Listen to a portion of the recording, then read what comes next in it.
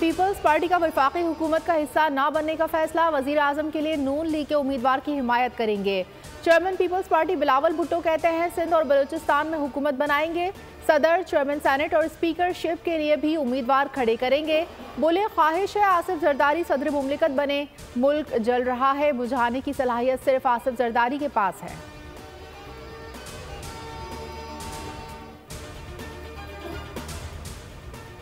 नून league हुकूमत की हिमायत पर बिलावल भुट्टो का शुक्रिया। मुल्क किसी किस्म के इंतशार का मुतहम्मिल नहीं हो सकता। मरियम औरंगजेब की बोल से खुसूसी गुफ्तगू, कहा सियासी जमातों से राब्तों के लिए पीपल्स पार्टी की तरह नून लीग की भी कमेटी बनेगी। क़यादत बैठेगी, मुशावरत से फैसले होंगे। पीपल्स पार्टी को पेशकश की थी कि मिलकर चलें। PDM हुकूमत में भी शहबाज शरीफ ने हर फैसला मुशावरत से किया था।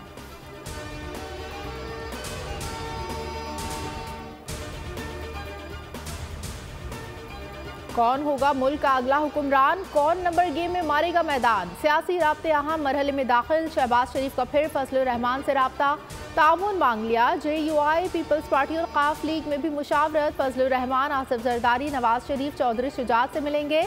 MQM का तमाम ऑप्शन खुले रखने का फैसला, हर राब्ता करने वाली जमात से बात कर दिया। MQM राब्ता कमेटी और JUI मजलिस आमला के इजलास भी तलब।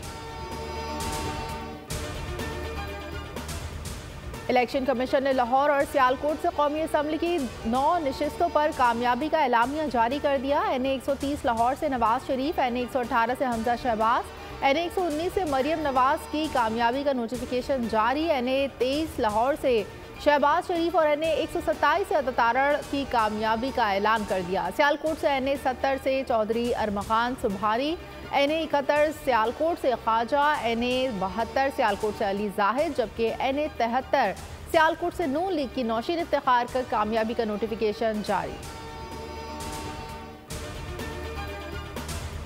इलेक्शन में धांधली के इल्जामात लगाकर ओछे हथकंडे इस्तेमाल किए जा रहे हैं। पाक फौज पर इल्जाम लगाने वालों को बेनकाब करके सजा दी जाए। एक्स सर्विस मैन सोसाइटी का मुतालबा। जनरल रिटायर्ड अब्दुल क़य्यूम बोले PTI इलेक्शन के नताइज कबूल करें, नताइज पर तहफ़्फ़ुज़ात हैं तो मुतालिका फोरम मौजूद है। अफ़वाज पाकिस्तान अदलिया जैसे इदारों को बदनाम ना होने दें।